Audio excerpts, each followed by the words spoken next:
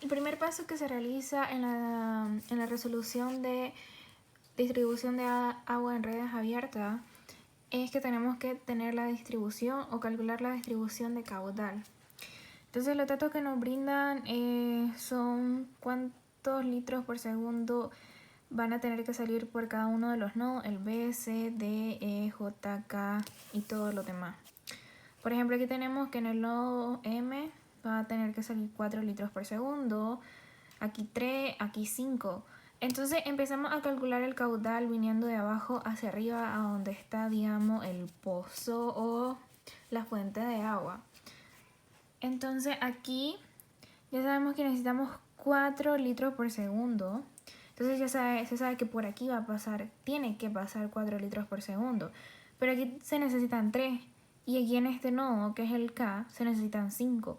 Entonces 4 más 5 más 3 hacen 12. Entonces entre el nodo J y K tiene que pasar 12 litros por segundo para poder abastecer todo lo que es esta ramificación.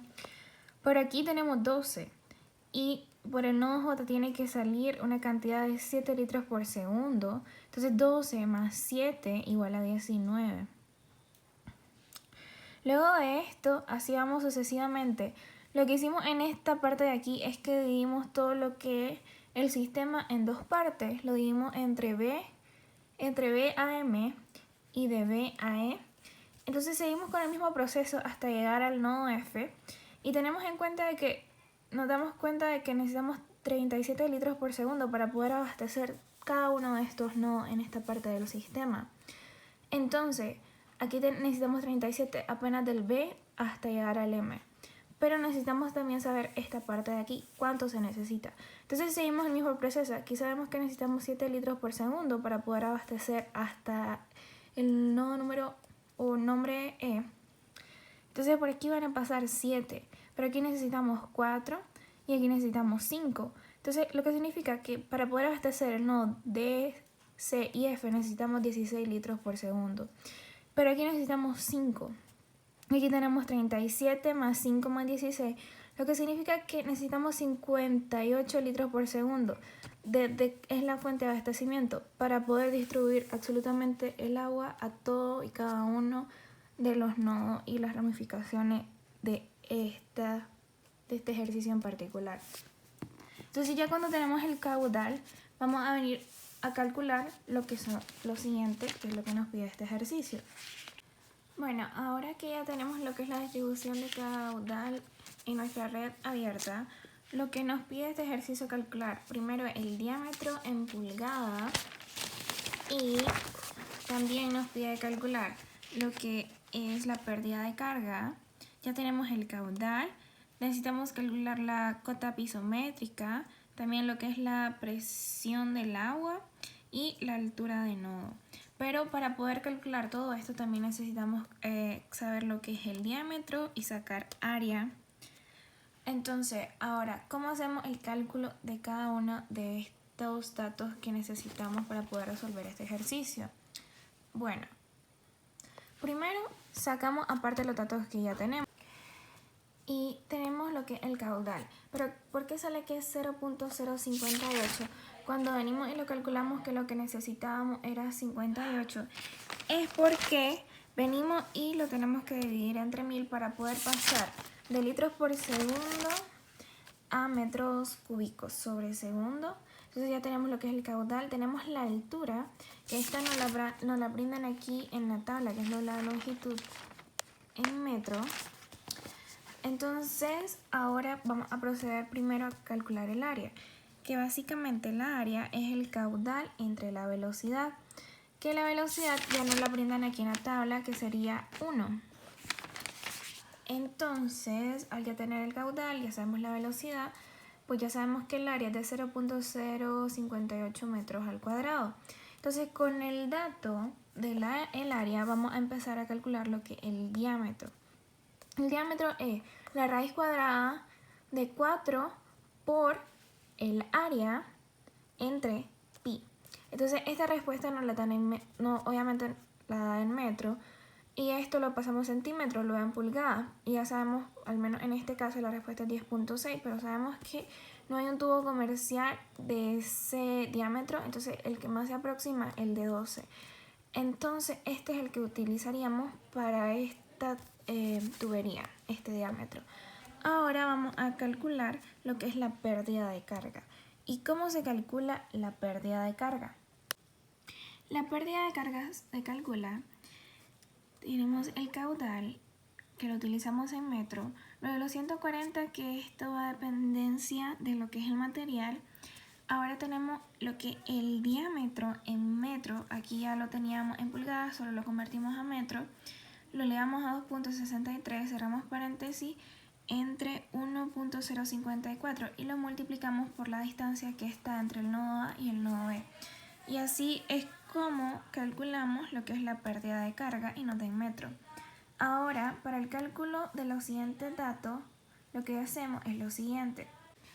Para el cálculo de la cota pisométrica, lo que se hace es que se utiliza la elevación sobre el nivel del mar que tiene lo que es nuestro punto A y le restamos el resultado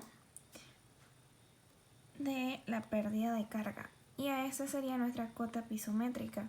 Ahora, con esto, continuamos a calcular lo que es la altura del nodo, que básicamente es solo la diferencia que existe entre el punto A y el punto B. Y ya sabemos que son 60 metros al hacer esta resta. Ahora, ¿cómo vamos a calcular lo que es la presión del agua?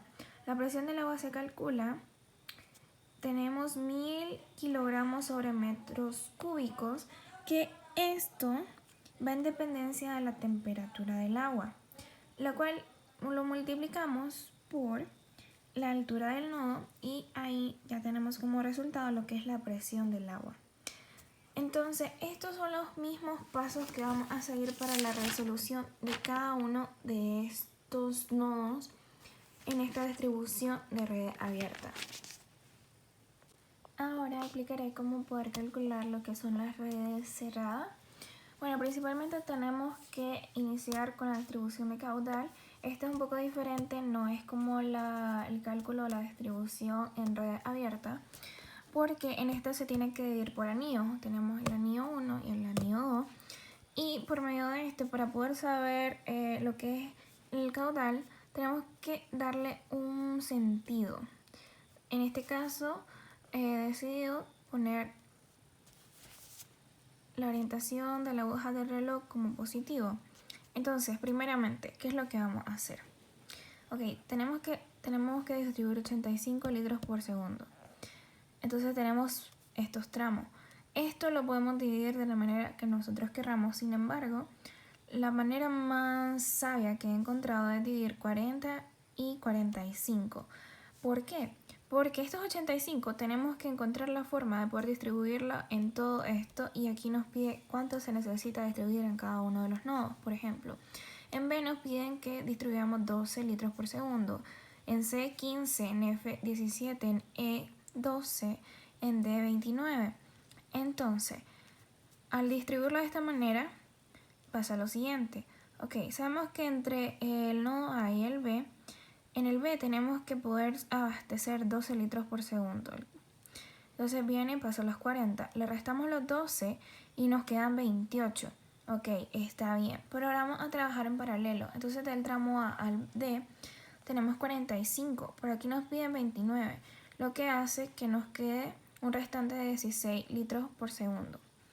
Entonces tenemos 16, pero como podemos ver, en el nodo E y en el nodo F necesitamos 12 y 17. Y 16 no es lo suficiente para poder abastecer. Entonces he tomado la decisión de que los 28 que me sobraron aquí, ok, 8 van a bajar de B a E y de B a C van a ir 20. De esta manera, los 16 más los 8 se van a sumar para poder abastecer lo que son los dos, el nodo E y F. Ok, entonces aquí subimos y del nodo B al C necesitamos 15, ok, mandamos 20, lo que no significa que nos queda un restante de 5. Ahora, estamos mandando 16 para acá. 16 menos 12 nos quedan 4. Entonces son 4 más 8 más 12.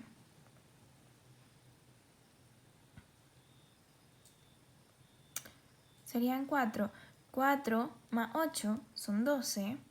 Y tenemos los 5 que nos restaron del tramo B a C. Entonces son 12 más 5 igual a 17. De esta es la forma que se ha distribuido el caudal. Sin embargo, en este ejercicio, lo que vamos a poder alcanzar es cómo corregir el caudal, si realmente esto es la distribución de manera correcta. Entonces, aquí en esta tabla tenemos las subdivisiones de los tramos, tenemos lo que son las longitudes y los diámetros, pero no tenemos los caudales, no tenemos la pérdida de carga, no tenemos la pérdida de carga sobre caudal, no tenemos tampoco delta Q y mucho menos tenemos lo que es el caudal corregido, que es lo que nos interesa. Entonces, para poder hacer este cálculo, lo que hacemos es lo siguiente. Okay, teniendo en cuenta de que ya dividimos estos anillos en el 1 y en el 2 y ya le dimos el sentido que va a tener, vamos a empezar a sacar lo que es el caudal por medio de la distribución que ya realizamos. Entonces, por medio de lo que es la relación de las flechas, vamos a sacar qué es positivo y qué es negativo. Todo lo que choca va a ser negativo y todo lo que no choca va a ser positivo.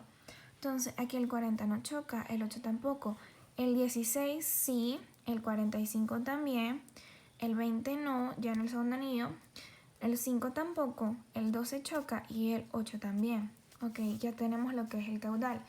Ahora vamos a pasar a calcular lo que es la pérdida de carga, que ya tenemos todos los datos correspondientes a este, que básicamente es el caudal dividido entre 0.278 por lo que es.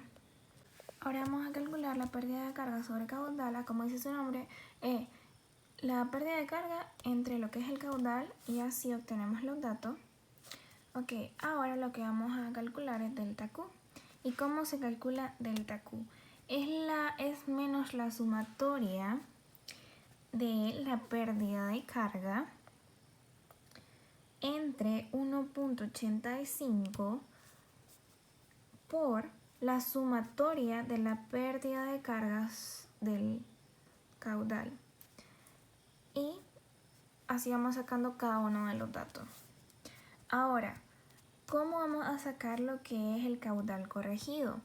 Básicamente lo que hacemos es que agarramos ya el caudal que nosotros sacamos y le vamos a sumar lo que es delta Q.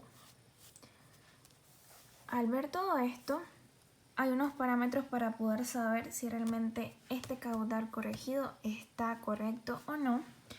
Y esta regla dice que básicamente la sumatoria de lo que es la pérdida de carga tiene que ser menor o igual a 0.1. Y como podemos ver aquí, no cumple. Entonces, ¿qué es lo que procedemos a hacer cuando no cumple la regla? Bueno, empezamos a hacer todo el cálculo nuevamente. Pero ahora, lo único que cambia no son las fórmulas, sino que el caudal que utilizamos, empezamos a trabajar con el caudal corregido que sacamos en la primera tabla y empezamos a trabajar con eso. La longitud, el diámetro no cambia. Pero ya, todas las demás fórmulas las vamos a ir aplicadas a lo que es este nuevo caudal. Ahora obtuvimos un nuevo caudal corregido y como podemos ver en la sumatoria, sigue sin cumplir. Entonces, volvemos. Ahora, como vemos que esta segunda tabla no funcionó, lo que volvemos a hacer es lo que hicimos anteriormente. Agarramos el caudal corregido y lo aplicamos como un caudal. Volvemos a hacer la aplicación de todas las fórmulas con estos nuevos datos. Y como podemos ver aquí, en ambos casos, sí cumple la regla que dice que tiene que ser menor a 0.1 o igual. En este caso, sí nos da. Y así es como calculamos la corrección de caudal en redes cerradas.